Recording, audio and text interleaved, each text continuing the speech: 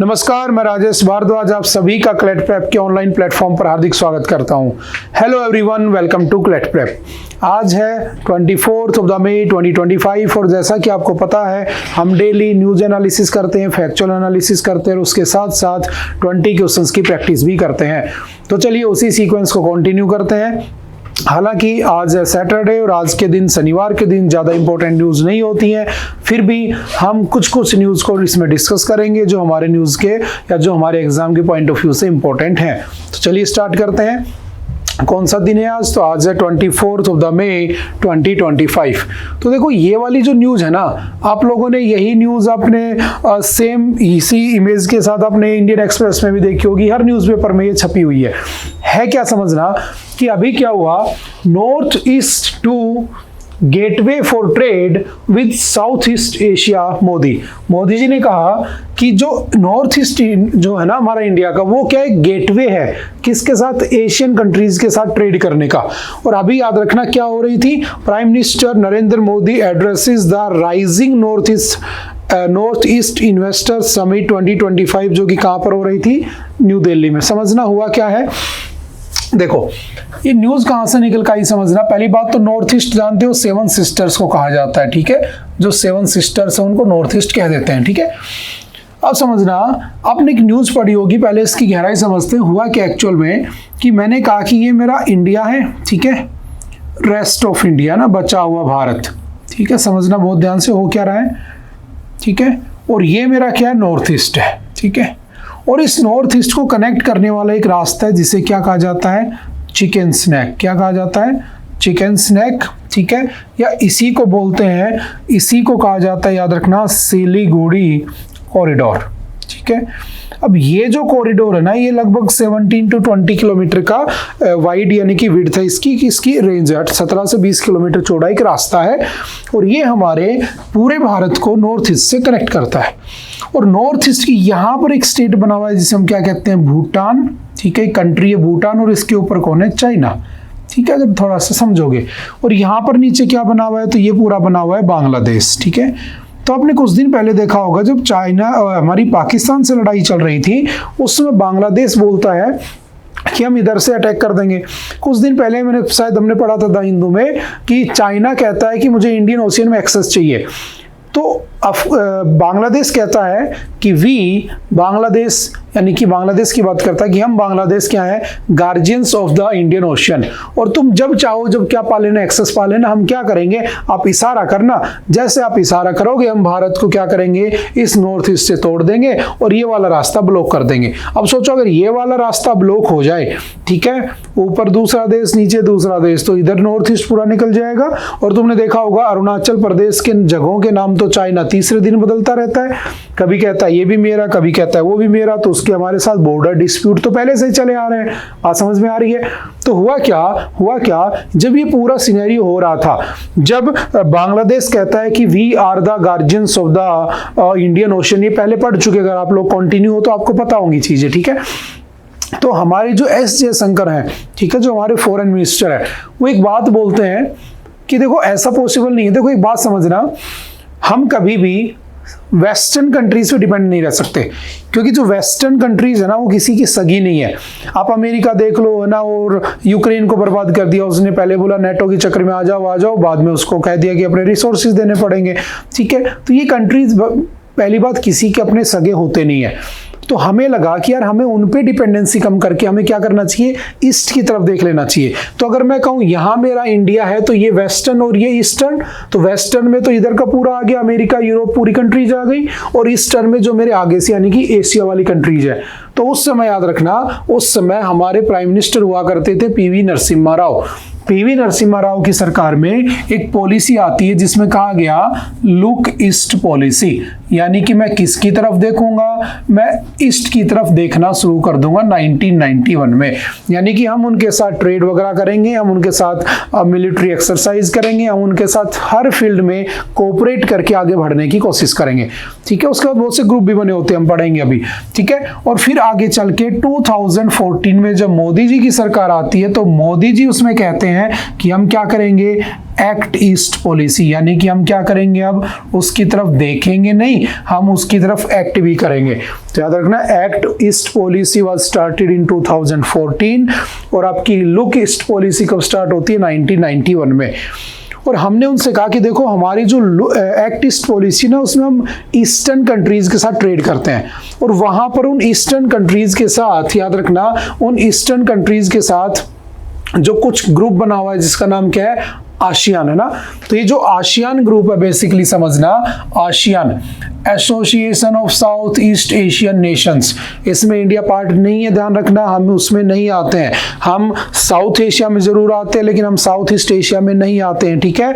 तो हुआ क्या, association of south east Asian Nations कब बना होता है, 1967 में। वेयर इज द हेडक्वार्टर, तो याद रखना जकार्ता, ठीक है। जकार्ता बोले तो कहां पर है, तो याद रखना इंडोनेशिया, यहां पर इसका हेडक्वार्टर बना हुआ है। और टोटल कितने मेंबर्स हैं इसके अंदर, तो इसके अंदर टोटल मेंबर्स होते हैं 10।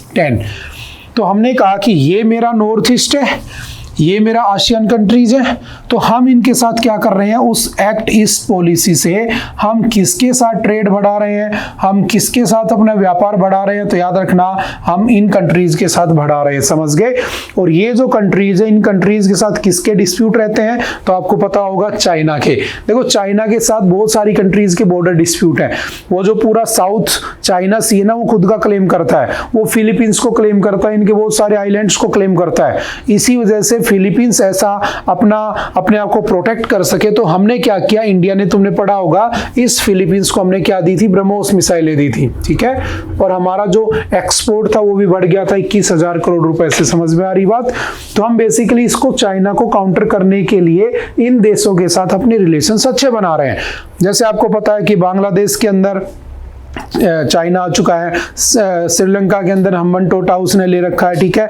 इधर मालदीव्स में उसका इन्फ्लुएंस आ चुका है। तो चारों, पाकिस्तान तो है ही है, तो चारों तरफ ऐसा हो रहा है। कल को मान लो भूटान भी चला जाए, हालांकि भूटान चाइना को देश ही नहीं मानता, अगर तुम ढंग से कभी मैप देखोगे ना, उसके अकॉर्डिंग चाइना नाम की देश ही कोई दुनिया में कुछ है ही नहीं। लेकिन अगर मान लो चाइना का इन्फ्लुएंस उसमें आ जाए और उसने उसके चक्कर में चला जाए और वो उसका एक्सेस दे दे, तो चाइना ब्लॉक मार देगा।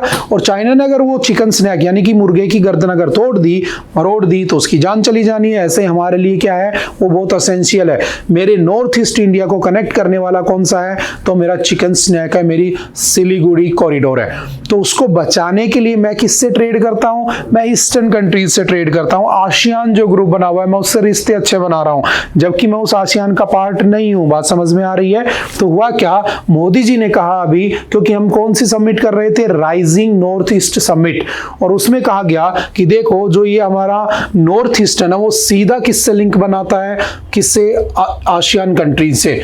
और आसियान कंट्रीज को आश्वासन दिलाया कि देखो हम यहीं से, क्योंकि यहीं से ट्रेड करोगे, ये पूरा आपका इंडिया, तो सारा व्यापार यहीं से होता है। तो कौन कौन से हैं, तो याद रखना सिक्किम, हालांकि सिक्किम 7 सिस्टर में नहीं आता है लेकिन नॉर्थ ईस्ट में आता है, ध्यान रखना, ठीक है। सिक्किम, अरुणाचल प्रदेश, आसाम, नागालैंड, मणिपुर, मिजोरम, त्रिपुरा एंड मेघालय, इन सभी को मोदी जी ने क्या कहा, तो इनको कहा, याद रखना, अष्टलक्ष्मी। अब जानते हो अष्टलक्ष्मी, बेसिकली हमारे यहाँ पर माताओं की पूजा होती है ना, तो ऐसे इन्होंने कहा कि 8 वो देवियां हैं, वो देवियां हैं जिनकी हमें क्या करनी चाहिए, पूजा करनी चाहिए, जो हम अपने धर्म शास्त्रों में पूजा करते हैं।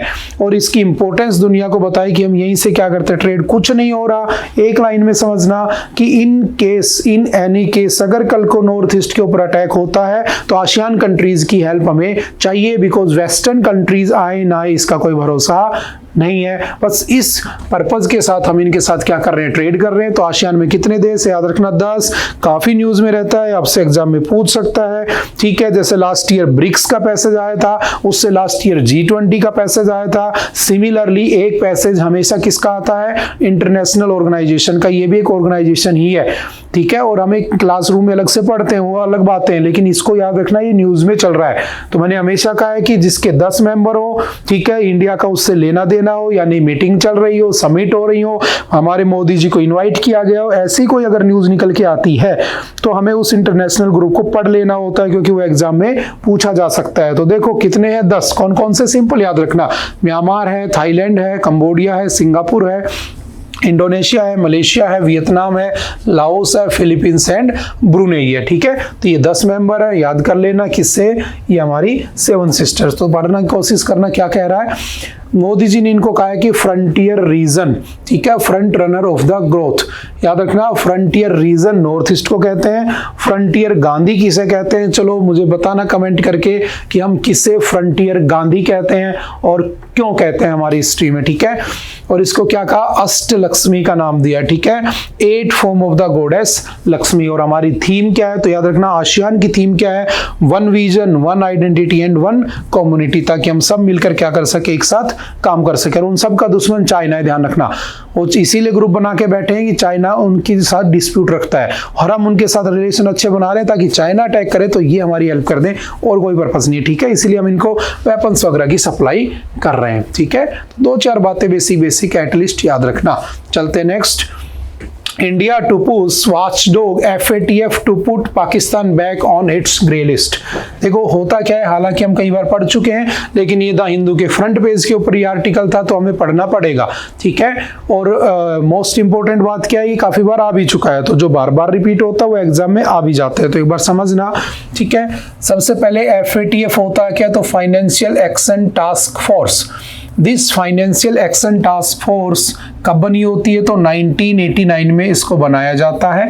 ठीक है, ये करती क्या है बेसिकली, तो याद रखना इसका पर्पज है, इसकी G7 ग्रुप ने इसको बनाया था ना, इसका काम था मनी लॉन्ड्रिंग को रोकना। ठीक है, और जो मनी लॉन्ड्रिंग का मतलब क्या है, जिन देशों को ये लोग पैसे दे देते थे वो देश क्या करते थे, पैसे का घपलेबाजी कर देते थे, पैसा वेस्ट कर देते थे, दूसरे कामों में वेस्ट कर देते थे और कहते थे पैसा तो है नहीं। तो उनकी मनी लॉन्ड्रिंग को रोकने के लिए FATF 1989 में बना दिया जाता है। लेकिन हुआ क्या, आगे चल के याद रखना, शायद मैंने बताया था कि जो आपका अमेरिका था, उस अमेरिका के अंदर होता क्या है, जो आपका बेसिकली लादेन होता है ना, लादेन लश्कर तैयबा, सॉरी आपका कौन सा ग्रुप है उसका, अल-कायदा का जो ग्रुप है वो क्या करता है, 2 प्लेन लेता है और उसकी बिल्डिंग में उड़ा देता है। और उसके बाद उनको लगता है कि अरे दुनिया में तो आतंकवाद नाम की भी कोई चीज है, कोई बहुत सारे देश ऐसे भी हैं जो पैसा लेकर टेररिज्म को भी बढ़ा सकते हैं। तो उन्होंने क्या किया, याद रखना 2001 में क्या किया, इस FATF में किसको इंक्लूड कर दिया, तो इन FATF याद रखना टेररिज्म वाज इंक्लूडेड इन 2001। और अब समझना इस FATF की 2 लिस्ट होती हैं, एक लिस्ट कौन सी होती है, ब्लैक लिस्ट होती है, और एक लिस्ट कौन सी होती है जिसको ये ग्रे लिस्ट कहते हैं। तो ब्लैक लिस्ट का मतलब तो ये है कि जो इसमें चला गया उसको कोई देश पैसा नहीं देगा, क्योंकि वो कंफर्म हो चुका है बार बार देखने के बाद कि वो देश हमेशा उस पैसे का यूज सिर्फ किसमें करता है, टेररिज्म की फंडिंग में करता है, टेरर एक्टिविटीज में करता है। ठीक है, तो उसको ये कभी पैसा नहीं देते। कौन कौन से हैं, तो याद रखना ईरान है इसमें, ठीक है, उसके बाद आपका नॉर्थ कोरिया है इसमें, और एक इसमें कौन सा है, तो याद रखना आपका म्यांमार। ये 3 किस में आते हैं, तो ये 3 आते हैं ब्लैक लिस्ट में। और ग्रे लिस्ट में अभी किसको डालने की बात की जा रही है, पाकिस्तान को। अगर पाकिस्तान इसमें चला गया तो उसको दोबारा से कोई पैसा वगैरह नहीं देगा, बहुत सोच समझ कर देगा, बिल्कुल तो नहीं देगा, वो तो इसमें होता है तो थोड़ा बहुत तो मिलेगा, लेकिन सोच समझ के दिया जाएगा, रेस्ट्रिक्शंस के साथ दिया जाएगा, समझ गए।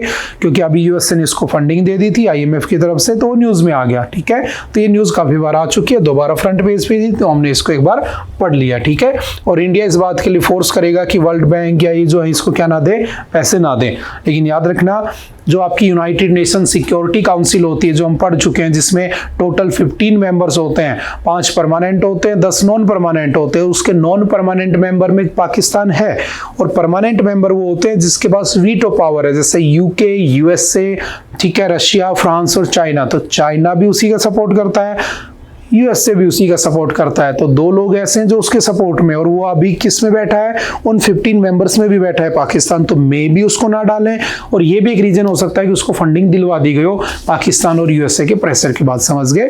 तो वो सब बातें भी ध्यान रखना। ठीक है, चलते हैं next. Project project Kush air defence system India developing desi S-400 like missile system prototype likely in air. तो समझना होता क्या है कि हमारे यहाँ पर, ठीक है, हालांकि आपने पढ़ा होगा, हमारे यहाँ पर आपने देखा था कि जब हमारी पाकिस्तान से अभी ऑपरेशन चल रहा था, ऑपरेशन सिंदूर, है ना, और उस ऑपरेशन सिंदूर में जब वो हमारे ऊपर अटैक कर रहा होता है तो हमारे यहाँ पर एक डिफेंस सिस्टम था जिसने हमें बचाया था। हमने पढ़ा था पटना ना, पृथ्वी, अग्नि, त्रिशूल, नाग और आकाश, ठीक है, और ये किसके अंडर चला था? Integrated missile development program. हालांकि हम ये चीजें पढ़ चुके हैं। और ये इंटीग्रेटेड मिसाइल डेवलपमेंट प्रोग्राम कब शुरू हुआ था? 1983 में, 2008 तक चला था। इस प्रोजेक्ट के अंडर में क्या चला था? पटना, पृथ्वी, अग्नि, त्रिशूल, नाग और आकाश। तो इसमें हमारे डिफेंस सिस्टम कौन से थे? त्रिशूल और आकाश। लेकिन ये बहुत शॉर्ट रेंज के थे, ठीक है, इतनी शॉर्ट रेंज के थे कि ये ज्यादा हमें प्रोटेक्ट नहीं कर पा रहे थे, क्योंकि त्रिशूल की रेंज थी लगभग 9 किलोमीटर और आकाश की रेंज थी लगभग 25 किलोमीटर। तो हमें लगा कि हमारे पास लॉन्ग रेंज का भी होना चाहिए। तो हमने क्या किया था? S-400 was taken from Russia. हमने S-400 ले लिया था रशिया से, और रशिया से जो लिया था ये हमने, तो ये टोटल 5 लिए होते हैं। और ये क्या है? सबसे स्ट्रॉन्गेस्ट डिफेंस सिस्टम है। उसके बाद इसका तुम जो बैटल फील्ड में इसका जो यूज होना था वो देख ही चुके हो। इसके बाद तुमने देखा होगा इसकी डिमांड बढ़ चुकी है, इसके रेट बढ़ चुके हैं, क्योंकि दुनिया भर के देश रशिया से इसको खरीदने की रेस में लग गए हैं। इससे 2 चीजें निकल के आती हैं कि जो चाइना है वो परेशान हो गया है, क्योंकि चाइना को अब लग रहा है कि अगर कभी भारत पे अटैक करेगा तो भारत के पास तो रशिया का S-400 है, तो वो और ज्यादा अच्छा कुछ बनाने की कोशिश करेगा। उधर पाकिस्तान को अमेरिका ने अपने थर्ड THAAD दे रखे थे ना, वो कोई काम नहीं किए उस दिन, तो वो भी अपने आप को कोस रहा होगा कि मेरे पास भी ज्यादा वेपन होने चाहिए। और सबसे स्ट्रॉन्गेस्ट किसके पास है? तो याद रखना, अगर देखा जाए तो रशिया के पास है, और अमेरिका उसके बराबर टक्कर के वेपन्स बना लेता है। समझ गए? और तुमने पढ़ा होगा सीपरी रिपोर्ट है ना, Stockholm International Peace Research Institute, जो 1966 में बना था, जो कि स्टॉकहोम में हेडक्वार्टर्ड है। वो क्या कहता है? वो यही कहता है कि सबसे ज्यादा एक्सपोर्ट किसने किया? अमेरिका ने। सबसे ज्यादा इंपोर्ट किसने किए? आपके यूक्रेन ने। समझ गए? तो वो पीस की बात करता है। तो ये बात चल रही थी किसकी? हथियारों की, है ना, कि हमारे पास S-400 है, लेकिन हमने रशिया से लिया है, लेकिन हम चाहते हैं कि हम उसे खुद यहाँ पर बनाएं। तो बस इतना सा ध्यान रखना, जैसा S-400 हमने वहां देखा था, उसका देशी वर्जन बनाने के लिए हमने क्या किया? यहीं पर उसको बनाया जा रहा है, ठीक है, S-400 का देशी वर्जन, ठीक है, देसी S-400 लाइक मिसाइल, ठीक है। इसका प्रोटोटाइप 12 से 18 महीने में बन जाएगा। इसकी टेस्टिंग होगी जो वो 12 से 36 महीने में स्टार्ट हो जाएगी, और उसके बाद इसकी कॉस्ट आएगी लगभग 40,000 करोड़ रुपीस, ठीक है। और ये कौन से उसका पार्ट है? तो आत्मनिर्भर भारत का पार्ट। और हमें आत्मनिर्भर कब तक हो जाना है? 2047। और यही हमारा विकसित भारत का भी टारगेट ही है, ध्यान रखना। हमें क्या हो जाना है? विकसित हो जाना है। हमें क्या हो जाना है? आत्मनिर्भर हो जाना है, मतलब किसी पे डिपेंड नहीं रहना है, ठीक है। तो फॉरेन जो कंट्रीज है उनकी डिपेंडेंसी को खत्म करने के लिए हम इसको लेकर आए हैं, ठीक है। चलते नेक्स्ट। दिल्ली रिपोर्ट्स 23 कोविड-19 cases, government issues advisory to hospitals. देखो, पैनिक नहीं होना है। ये ऐड मैं इसमें करना नहीं चाहता था इस न्यूज़ को, लेकिन मैंने इसीलिए कर दिया कि अभी एक न्यूज़ चल रही है बहुत सारे कोरोना के केसेस आ रहे हैं, ठीक है। उसके वेरिएंट्स आते रहते हैं, नए नए वेरिएंट्स। तो अभी इतना इंपॉर्टेंट नहीं है। जब ये स्टार्टिंग में आया था तो हमारे एग्जाम के पॉइंट ऑफ व्यू से बहुत इंपॉर्टेंट होता था। तो अभी कोई पैनिक नहीं होना है, ठीक है। ऐसा कुछ सीरियस इफेक्ट है नहीं इसका, ठीक है। लेकिन हाँ, केस निकल रहे हैं, ठीक है। दिल्ली में भी आ चुके हैं, बहुत सारे स्टेट में आ रहे हैं, ठीक है। परेशान नहीं होना है। इसको क्या कहते हैं? कोविड-19 कहते हैं। इसका नाम कोरोना क्यों है? क्योंकि इसकी स्ट्रक्चर किससे मिलती है? अर्थ की आउटर मोस्ट लेयर ऑफ जो सन है उसकी स्ट्रक्चर किससे मिलती है? कोरोना वायरस से। इसलिए हमने इसका नाम कोरोना रखा था, लेकिन इसका एक्चुअल नाम कोरोना नहीं है। तो चलो मैं देखता हूं, मैंने क्लासरूम में कई बार पढ़ाया भी है। बताओ कौन सा ऐसा वायरस है जो रियल नेम क्या है इस वायरस का? बताना, शाबाश। कौन कौन बता पाता है? ठीक है, रियल नेम क्या है किसका? आपके कोविड-19 का। इसका नाम कोविड-19 नहीं है। बहुत से बच्चे कोविड-19 इसका आंसर देते हैं, उसका आंसर वो नहीं है। देखते हैं कौन कौन बताता है, हम पढ़े हैं काफी बार, ठीक है। चलते हैं नेक्स्ट। और परेशान नहीं होना है। इन्हीं चीज़ों से बचने के लिए तो हमने ग्लोबल पैंडेमिक ट्रीटी की है ना अभी, कि इंडिया भी साइन किया। उसमें क्या है? उसमें कि अगर कभी फ्यूचर में अगर कुछ ऐसा पैंडेमिक आता है, देखो 3 चीज़ें होती हैं। एक होता है एपिडेमिक, जो किसी एक रीजन में, जैसे भारत में को फैल रहा है तो एपिडेमिक है। अगर वो भारत में फैल जाए, चाइना के 1-2 शहर में चला जाए, ऑस्ट्रेलिया में चला जाए, अमेरिका में, तो कुछ कुछ जगह चला जाए तो एंडेमिक हो जाता है। लेकिन अगर पूरी दुनिया के हर जगह पहुंच जाए तो पेंडेमिक हो जाता है। तो ग्लोबल पेंडेमिक ट्रीटी इसलिए हुई है WHO की कि अगर कभी ऐसा होता है कि पूरी दुनिया में दोबारा से पेंडेमिक आता है कोविड जैसा, तो हम लोग उससे पहले प्रिपेयर रहें, सभी देशों की टेक्नोलॉजीज, पैसा वैसा मिलाकर जल्दी से जल्दी उससे निपटने के लिए उसका इलाज ढूंढ लिया जाए। समझ गए? जैसे इस बार की तरह ना हो कि वैक्सीन बनाने में बहुत टाइम लग जाए और 2-3 साल तो आपके किस में निकल जाए, आपके क्वारंटाइन में निकल जाए। समझ गए? तो ऐसा नहीं होना चाहिए, ठीक है, लॉकडाउन में निकल जाए जो भी है, ठीक है। चलते next, Mysore pak now Mysore Shri Jaipur soap Shri name sweets amid India Pakistan. देखो अभी इंडिया और पाकिस्तान के बीच में लड़ाई का वो चल रहा था, तो जयपुर के अंदर क्या हुआ आपने देखा होगा, मैसूर पाक ये सब खाए होंगे आपने ना। तो हुआ क्या कि जो मैसूर पाक था उसका नाम हो गया मैसूर श्री, और जिस जिस मिठाई के आगे पाक लग रहा था उसको चेंज करके क्या कर दिया गया, श्री कर दिया गया। तो सिंपल सा याद रखना, ठीक है, मोती पाक को मोती श्री कर दिया गया है। और दूसरी एक मैसूर से रिपोर्ट आ रही है, यानी कि न्यूज आई हुई आज के द हिंदू में, 2 चीजें हैं मैसूर से, एक मैसूर पाक, ठीक है, तो इसको मैंने ऐसे उठा लिया कि थोड़ा बहुत आपको पता होना चाहिए चल क्या रहा है मार्केट में ना, क्योंकि अभी इंडिया और पाकिस्तान का जो बैटल था वो अभी खत्म नहीं हुआ है, कुछ ना कुछ उसमें न्यूज निकल के आती रहती है, तो तुम्हें वो भी ध्यान रखनी है। एग्जाम में अगर पैसेज आना है, अगर 99% आ जाता है, ठीक है, आ ही गया मान लो, तो यहां से भी क्वेश्चन आ सकते हैं, ठीक है। दूसरी न्यूज क्या है कि जो तमन्ना भाटिया है उसको क्या बना दिया गया, मैसूर सैंडल का फेस बना दिया गया, यानी कि एक साबुन आती है मैसूर सैंडल, उसका जो हेड, उसका जो ब्रांड एम्बेसडर वो किसको बना दिया, तमन्ना भाटिया, और उसके लिए उनको 6 करोड़ रुपए दिए गए।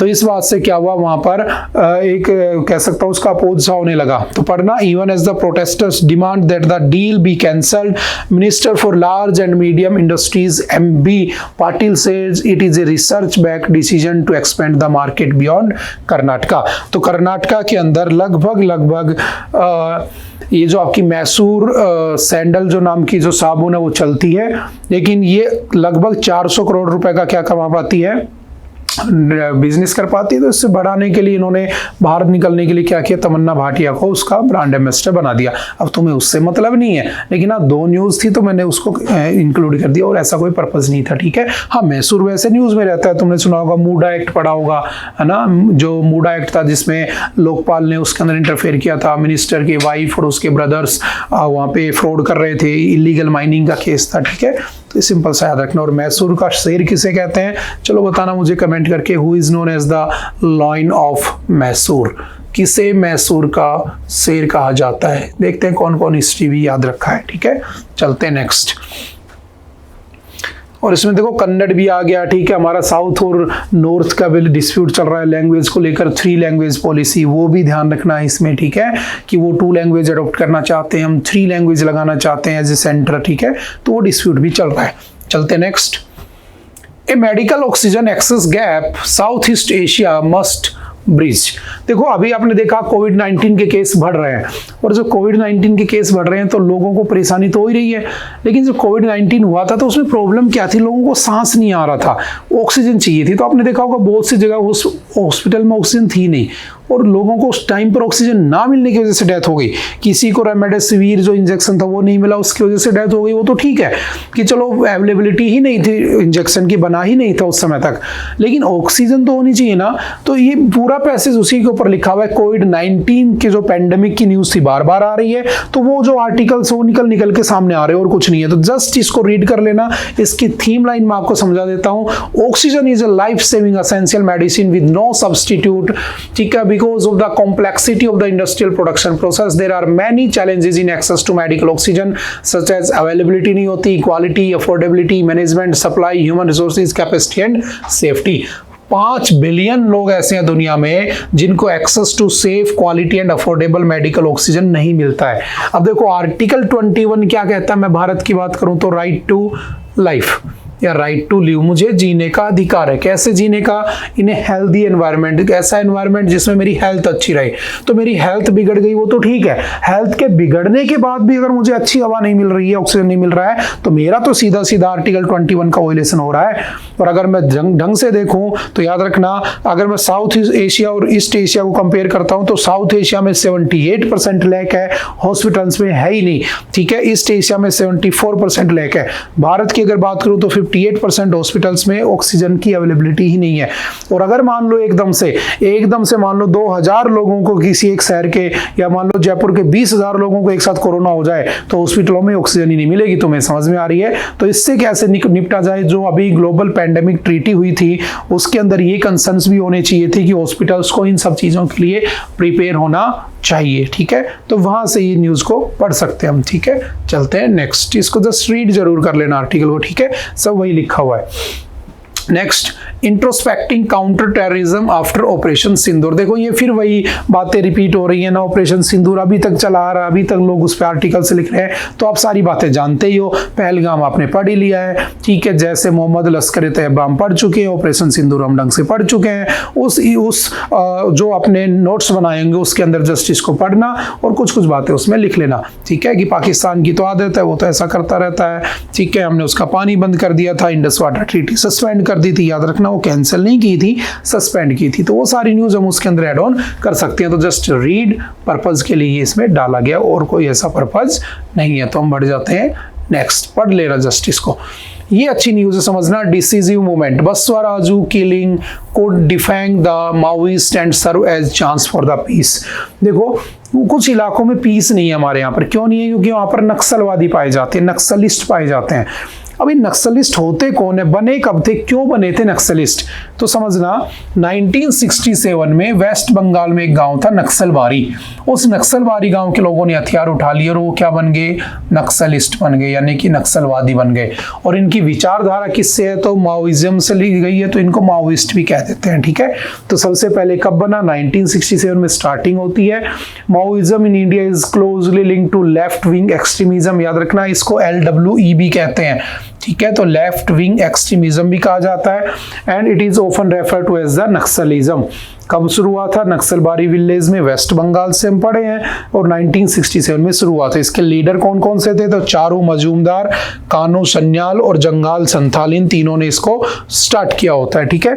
इसका रीजन क्या था? Peasant uprising against landlords demanding lands redistribution. क्या था लैंड रीडिस्ट्रीब्यूशन? अभी पढ़ते हैं, समझना। और ये किससे इंस्पायर्ड है? तो याद रखना, माओ जेडांग से इंस्पायर्ड है, इसलिए इनको माओइस्ट भी कहा जाता है, ठीक है। होता क्या, समझना, हमारे यहाँ पर जब ब्रिटिशर्स कैप्चर कर लेते हैं हमें, जब ट्रीटीज हो जाती है, ट्रीटी ऑफ अलाहाबाद हो जाती है, ठीक है, तो वक्त आ जाता है कौन सा? 1773। और 1773 में रेगुलेटिंग एक्ट आ जाता है कि इंडिया को रेगुलेट किया जाएगा और ईस्ट इंडिया कंपनी को रेगुलेट किया जाएगा। उसके बाद पिट्स इंडिया एक्ट आता है 1784 में।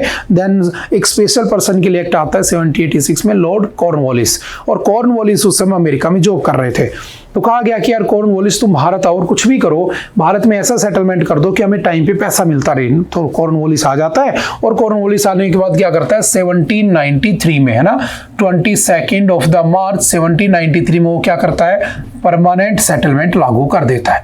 और जो परमानेंट सेटलमेंट वो लागू करता है, तो उस परमानेंट सेटलमेंट के लागू करने से क्या होता है कि भारत में कह दिया कि जिसके पास जमीन है उसकी जमीन की ओनरशिप किसको दे दी गई?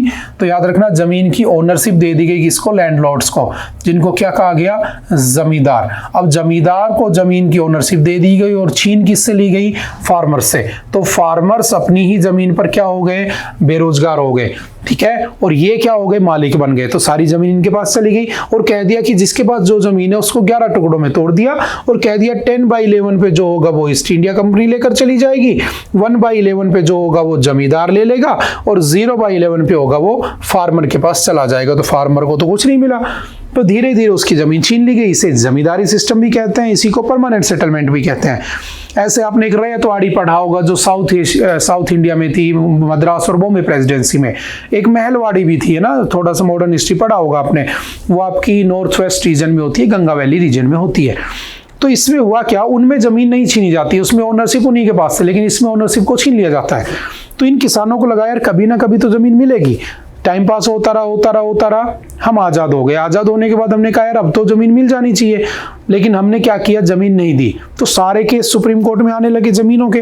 तो सुप्रीम कोर्ट ने क्या किया, बाय फर्स्ट कॉन्स्टिट्यूशनल अमेंडमेंट 1951, और सुप्रीम कोर्ट क्या करती है, शेड्यूल नंबर 9 को इंट्रोड्यूस करती है और उसमें क्या डाल देती है, लैंड रिफॉर्म्स। और लैंड रिफॉर्म्स का मतलब क्या है कि जमीनों से जुड़े हुए मुद्दे उसमें चले गए। आप उसे कोर्ट में चैलेंज नहीं कर सकते हो। जो आप कोर्ट में चैलेंज नहीं कर सकते हो तो इसी को हम black hole of the Indian constitution भी कहते हैं, ठीक है। अब वो जमीन उनको मिली नहीं। 1967 में उन्होंने हथियार उठा लिए और क्या कहा, हमें तो हथियारों के दम पर चाहिए। और याद रखना ये सिर्फ कहाँ पाए जाते हैं नक्सलवादी, तो सिर्फ बंगाल प्रेसिडेंसी में, है ना कि और कहीं, क्योंकि सिर्फ परमानेंट सेटलमेंट वहीं पर लागू था। तो उसका एक अभी लीडर था, उस लीडर को क्या कर दिया गया, मार दिया गया। तो अमित शाह जी ने कहा कि देखो अमित शाह जी का टारगेट है 2026 तक माओइस्ट फ्री करना है, भारत को नक्सलवाद फ्री करना है।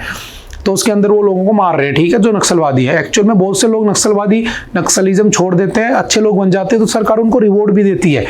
ये भी याद रखना, उनको मारती नहीं। अगर कोई छोड़ के आना चाहता है मेन स्ट्रीम लाइन में, उसको वेलकम करते हैं, लेकिन जो लोग ऐसी एक्टिविटी करते हैं उसे मार देते हैं। अब इसको क्यों मारा, क्योंकि इसने 70 सीआरपीएफ के जवानों को मारा था 2015-16 में, और ये बहुत टाइम से इसको ढूंढा जा रहा था, है ना। इसको ऊपर 1 करोड़ रुपए का इनाम था, तो इसको कुछ दिन पहले मार दिया गया। तो हो सकता है कि उसमें क्या हो, पीस मेंटेन हो जाए। तो काफी न्यूज में रहता है, थोड़ा सा ध्यान रखना, ठीक है, समझ गए। और इसके बाद एक पार्टी बनी थी, communist party of India, Marxist Leninist के नाम से, 1969 में। इसको बनाने वाले कौन थे, Charu Majumdar. It advocated for the violent revolution, ठीक है, इसने उसको सपोर्ट भी किया था। किस रीजन में है, तो छत्तीसगढ़, झारखंड, उड़ीसा, आंध्र प्रदेश, महाराष्ट्र और बिहार में इनमें, महाराष्ट्र में बाद में फैला है, पहले ये बंगाल वाले रीजन में था। और बंगाल का मतलब छत्तीसगढ़, झारखंड, उड़ीसा, ये सब बंगाल का ही पार्ट हुआ करते थे, ठीक है, सिंपल सा याद रखना। नेक्स्ट है UK Chagos island deal with Mauritius risk and, देखो है क्या समझना, हो क्या रहा है कि जो मॉरिशियस है ना, उस मॉरिशियस के पास लगभग 58 आइलैंड्स का एक ग्रुप है, ठीक है, जिसको चैगोस आइलैंड कहते हैं। उस चैगोस आइलैंड के ऊपर ओनरशिप किसकी थी, समझना, ओनरशिप थी आपके यूके की, लेकिन है किसका, मॉरिशियस का। तो लंबे टाइम से, काफी टाइम से मॉरिशियस उसकी डिमांड कर रहा था, भाई हमें दे दो, लेकिन वहां पर एयर बेस और मिलिट्री बेस बना रखा है किसने, यूके और यूएसए ने, ठीक है, इन दोनों ने मिलकर वहां मिलिट्री बेस बना रखा, और बहुत ही स्ट्रेटेजिकली बहुत ही इंपॉर्टेंट मिलिट्री बेस है वो, ठीक है। अब हुआ क्या, मॉरिशियस काफी टाइम से इसकी डिमांड कर रहा था। वहीं पर एक है डियागो ग्रेशिया या गार्शिया, सॉरी, ये भी वहां पर एक आइलैंड बना हुआ है जहां पर ये उनका मिलिट्री बेस बना हुआ है, और बाकी टोटल 58 उसमें ग्रुप बने हुए हैं, ठीक है, आइलैंड्स का।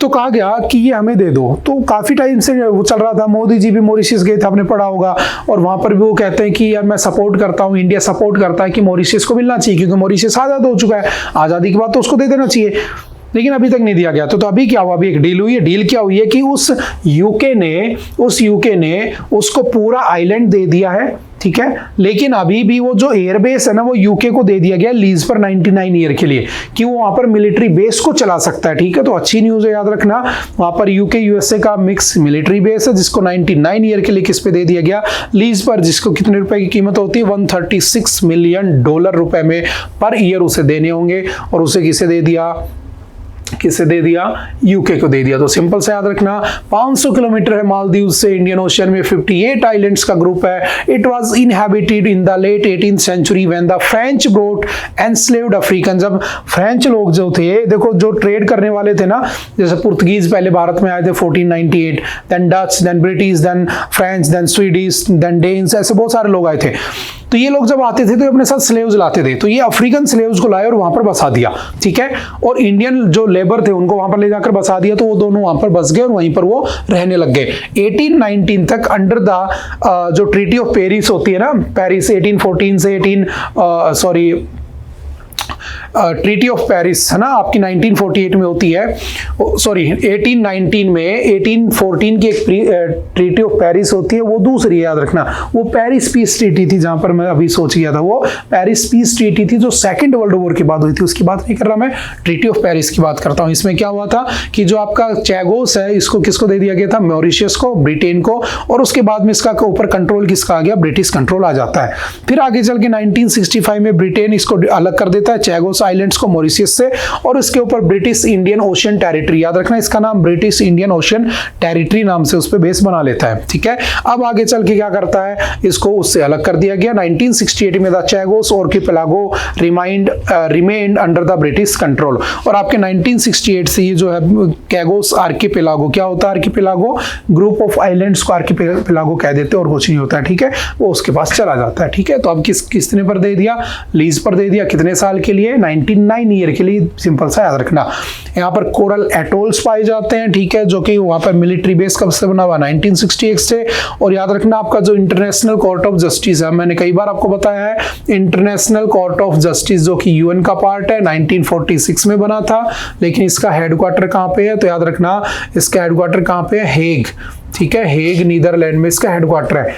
और इसमें टोटल कितने जज होते हैं, 15 जज होते हैं। ठीक है, और इनका टेन्योर 9 साल का होता है। तो इस आईसीजे ने, ये वही है जिसने इंडस वाटर ट्रीटी करवाई थी, मीडिएटर वर्ल्ड बैंक होता है, इसने 2019 में कहा था कि जो डियागो गार्सिया ये, या जो पूरा आपका ये ग्रुप बना हुआ है आइलैंड्स का, ये किससे बिलोंग करता है, चैगोस, तो ये मॉरिशस को दे देना चाहिए। उसके बाद इंडिया भी सपोर्ट करता रहा, अब फाइनली दे दिया गया है। ठीक है, लीज पर। तो under the deal the UK will pay Mauritius an average of 101 million या $129 million per year, amounting to a total of 3.4 billion.